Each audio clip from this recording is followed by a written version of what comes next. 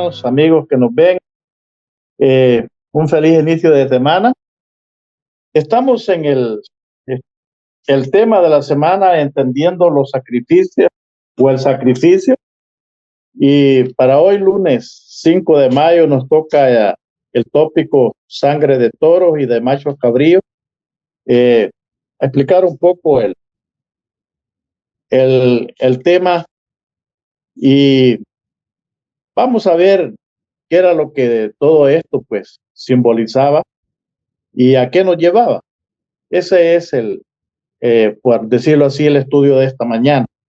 Pero no lo podemos hacer sin antes pedir la dirección de Dios, y para lo cual pues les invito que ahí donde se encuentra, incline su rostro y vamos a orar a nuestro Dios.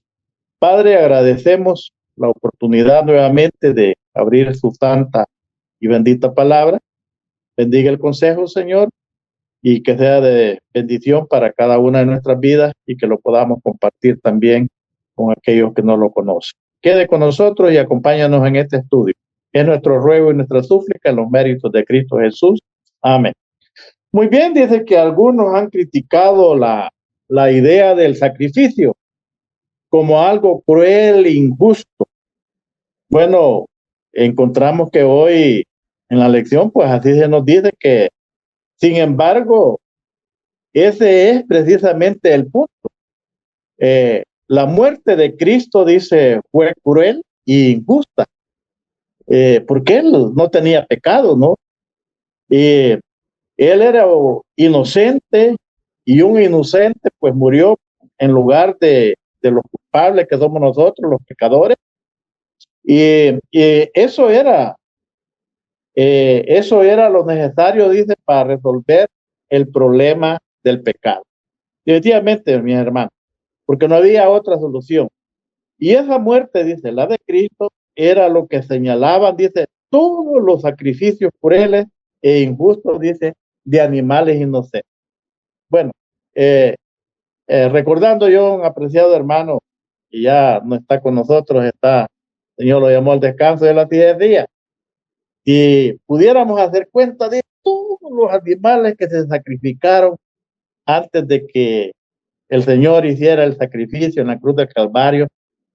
Quizás estamos hablando, dice, de millones de animales que fueron sacrificados para que esa sangre fuera rociada y simbólicamente pues ese pecado fuera borrado, ¿verdad? Muy bien. Los textos que vamos a meditar en esta mañana, recuerda que estamos sangre de toros y de machos cabríos, que qué era lo que simbolizaba, qué significaba esto. Y para eso vamos a el libro de Hebreos, o más bien dicho, la carta a los Hebreos, capítulo 10, y vamos a leer 7 versículos allí que nos hablan y nos dan la idea. Hebreos 10, del 3 al 10, y nos dice de la siguiente manera, la versión que yo tengo dice a ti: al contrario, dice, con ellos se renueva, dice, cada año el recuerdo de los pecados, porque la sangre de los toros y de los machos cabrillos no pueden quitar los pecados. Por eso, cuando Cristo vino al mundo, dijo, sacrificio y ofrenda no quisiste, pero me preparaste un cuerpo, holocaustos y expiaciones por el pecado, dice, no te agradaron. Entonces dije, aquí estoy. En el rollo, dice, del libro está escrito de mí, Dios mío, vengo para hacer tu voluntad. Primero dijo, sacrificio y ofrenda, holocaustos y expiaciones por el pecado no quisiste ni te agradaron, aunque la ley, dice, lo requería. Entonces agregó, aquí estoy para cumplir tu voluntad. Aquí él quita lo primero, dice, para establecer lo segundo. En esa voluntad, dice, somos santificados por la ofrenda del cuerpo de Jesucristo, hecho una sola vez. Interesante. Los corderos y los otros animales sacrificados en el tabernáculo acá en la tierra eran, dicen, meros símbolos. Acuérdense que esto era un simbolismo nada más, que apuntaban, dice, al sacrificio expiatorio del Cordero de Dios, y eran actos, dice, de fe que daban a los pecadores la oportunidad, dice, concreta de expresar su confianza en, en la obra del Mesías venidero. Era por fe esta cosa, ¿no? A menudo, dice, nos referimos a esta clase de representaciones sacrificiales, dice, como tipos, ¿verdad? O modelos ilustrativos que encontraron, dice, su cumplimiento cuando fueron reemplazados, dice, por el correspondiente antitipo, ¿va? Tipos y antitipos. Algunos incluso, dice, han descrito esos sacrificios como también los mencionan así como mini profecía eh, de la muerte de nuestro Señor Jesucristo en la cruz del Calvario. Muy bien, mis apreciados hermanos. Los rituales, dice, asociados al sacrificio, realmente como para poderlos ilustrar, pues se parecen así como cuando usted hace planes y va a hacer un viaje, ya sea de una excursión, un viaje a visitar a alguien a otro lugar, a otro país, y dice, ¿qué es lo que usted hace? Bueno, usted compra un pasaje, ya sea de tren, como se nos dice, o como de barco, de avión. El asunto es que dice que usted primero compra un pasaje, un ticket de pasaje, pero usted se sienta, nos dice la ilustración acá, se sienta en el ticket del pasaje, usted no puede realizar el viaje. Realmente dice que cuando usted comienza a realizar el viaje, la fecha, el día y la hora que salió, que partió, entonces dice, es que usted está ya gozando por lo que ha pagado. Y el ticket o el pasaje que usted compró, ya ese ya no funciona, porque usted ya está gozando por lo que pagó. Es algo parecido a lo que está representado en esta parte que estamos estudiando, la sangre de toros y de machos cabrillos, que eso era lo que ellos representaban nada más, tipos. Pero cuando vino el antitipo, realmente eso ya no fue necesario. Por eso dice que lo mismo ocurrió, dice, con los animales sacrificados. Desempeñaban, dice, un papel importante, pero una vez, dice, realizado el verdadero sacrificio por Cristo en la cruz, dejaron de tener sentido. Eh, Algo que resultó evidente, dice, cuando Cristo entregó su vida, expiró en la cruz del Calvario, dice que el velo del templo se rasgó en dos. Era el velo, entendemos, lo que de alguna manera hemos escuchado el tema del santuario, vemos que hay un velo que separaba el lugar santísimo del lugar santo.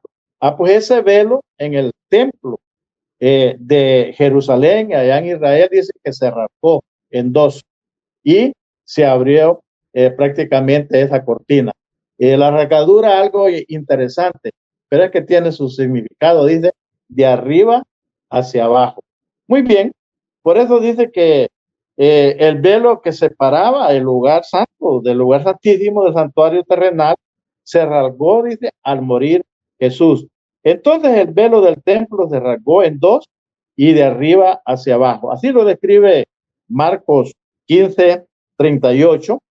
Y eso lo que significaba, mis apreciados hermanos, es que el sistema de sacrificios en el templo allí terminaba. Hay un dato más porque a la hora, agregándole algo más a esta parte, a la hora que Jesús muere, era la hora que se hacía el sacrificio de la tarde. Y hay relatos que dicen que el cordero ya estaba amarrado para ser sacrificado. Y misteriosamente ese cordero se soltó y se fue. Ya no murió, porque ya había muerto el antitipo, ¿verdad? Ya el sacrificio ya no era necesario y eso era la señal. Bueno, aquí hay mucho que decir. Yo siempre he dicho cómo fue que se soltó ese cordero. Bueno, pienso yo de que los sacerdotes que hacían ese trabajo, que hacían ese sacrificio mañana y tarde, definitivamente lo primero que les enseñaban era amarrar bien el cordero. ¿Y cómo fue que se soltó el cordero? Bueno, ya eso es que Dios así lo estableció. Ya no es necesario que el animalito muriera, dice, porque ya había muerto el antitipo. Muy bien, que el sacrificio el sistema de sacrificio en el templo y todo lo demás señalaban la muerte de Jesús en la cruz. Y una vez Jesús, recalco esto, una vez Jesús cumplió su misión en la cruz y resucitó victorioso, dice, los tipos y representaciones no volverían, dice, a ser necesarios. Muy bien, así es que ese es el aspecto interesante. Por eso, ya no más como dice Hebreo, como dice Hebreos, que definitivamente Hebreos 10, casi al final, la lectura dice 10:10, en esa voluntad, dije, somos santificados por la ofrenda del cuerpo de Jesucristo, hecho solamente una vez, para siempre. Y ya no más sangre de machos cabríos ni de toro, porque ya el verdadero Cordero había dado su vida y en rescate de nosotros todos los que cometemos pecado. Muy bien, termino con la parte que dice, piensa en cuán grave es el pecado. Piensa en esto. Y yo diría de que es bueno meditarlo y sobre todo pensar también el que vino a morir por tus pecados y por mis pecados. Y por eso me gusta esta parte reflexiva que dice, piensa en cuán grave es el pecado. Al punto dice de que solo la muerte de Jesús, el verbo encarnado, como lo dice San Juan 1, del 1 al 3, 14, podía expiarlo. ¿Qué nos dice esto acerca de cuál debe ser nuestra actitud hacia el pecado? Piénsalo, piénsalo. Muchos posiblemente lo están pensando así rápidamente, no, y tienen ese mal concepto, no, si el pecado es bueno, dicen algunos, hasta sabroso, dicen, yo no lo entiendo en este aspecto, pero piensa la muerte de este ser sin pecado y que vino a sustituirte a ti y a mí, porque la muerte que él padeció era la muerte tuya y mía, por tus pecados y por mis pecados. Y él tuvo que sufrir eso y realmente lo hizo por amor, para que tú y yo podamos tener la esperanza de la salvación, si aceptamos ese sacrificio con fe y sobre todo pues hacemos también los arreglos y los preparativos necesarios para podernos encontrar con este Cordero de Dios que quita el pecado del mundo. Mis apreciados hermanos, no pienses en el pecado en los momentos agradables que te da, en los minutos agradables que te da. Piensa nada más, piensa en el sentido de que tú, tú y yo éramos los indicados para morir esa muerte y alguien vino a sustituirnos. Piensa en eso es lo que deberíamos de pensar, no en el pecado que te agrada, no en el momento del pecado que es bonito, que es agradable, que es acá. No, piensa el que murió por tu pecado y por mi pecado. Y creo que si lo haces de corazón, Dios irá renovando esa vida, irá renovando esos pensamientos y sobre todo alejándonos del pecado. Porque así podemos vivir sin pecado. Si nos lo proponemos con la ayuda del Señor, sí podemos vivir sin pecado. Que Dios te bendiga, es mi deseo y oración en esta mañana.